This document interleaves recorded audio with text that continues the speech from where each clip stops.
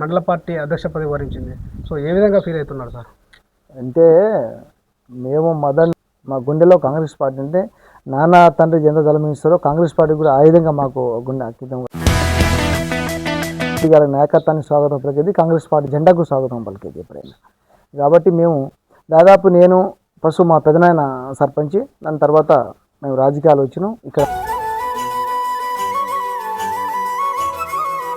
Start మాది 96 నుంచి 96లో మా ఊరు గాడిపోయినాయి, పెద్ద ఊరు. గర్భిణీ లేడీస్లు ఇల్లు డెలివరీ అయితే నాగరికత కేవలం చేసేపట్లో మేము మంచాల మీద ఉయ్యాల కట్టుకొని ఎత్తుకుపోయేది. అలాంటి ఎప్పుడు అది ఈ చెప్పండి, మీ ఎమ్మెల్యే గారి గురించి చెప్పాలనుకుంటే మీరేం చెప్తారు సార్ ఒక మాట? మా ఎమ్మెల్యే గారు ఏది చెప్పినా మంది వీళ్ళ వాళ్ళలాగా ఫౌజులు కాదు. మా ఎమ్మెల్యేది ఏది మాట్లాడినా ఎవరికి ఇంత కూడా మాట్లాడుకున్నా మా ఎమ్మెల్యే గారు ఏమైనా సమస్యలు వచ్చి కూర్చోబెట్టి మాట్లాడతారు. పోత కారు అడ్డం ఇటు చేయడం చేసినా కారు ఆపి ఏం సమస్య అయినా ఎడతారు. అది మా ఎమ్మెల్యే గారు పాలసీ. దీంతో ఏం చేస్తాం కాబట్టి ఖచ్చితంగా 11 కాంగ్రెస్ పార్టీ గెలిచిపోతుంది. జెడ్పీటీసీ గారు అత్యధిక మెజార్టీ గెలిపోతుండు. అబ్బరు ఇంకోటి చెప్పాలంటే అన్ని మండలాలకు నాయకులు, చాలా నాయకులు. మా మండలానికి మేము ఇద్దరం ఒక 5గురు ఉన్నాం నాయకులు.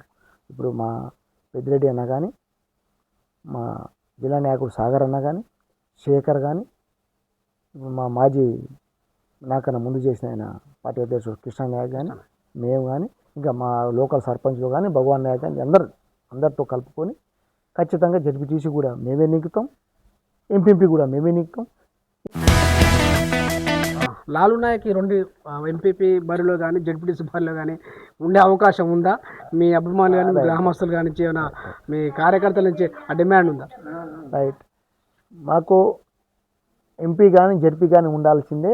మేము క్యాండిడేటే, మాకు సార్ కూడా ఇదే క్యాండిడేట్ పరికిచ్చారు. కాబట్టి సరే ఇప్పుడు పార్టీ వచ్చింది కాబట్టి ఇది చూసుకోండి. తర్వాత అవకాశం సార్ ఏమైనా ఇస్తే జడ్పీటీసీ కానీ ఎంపీపీ కానీ సార్ అవకాశం ఇస్తే ఖచ్చితంగా చేస్తాం.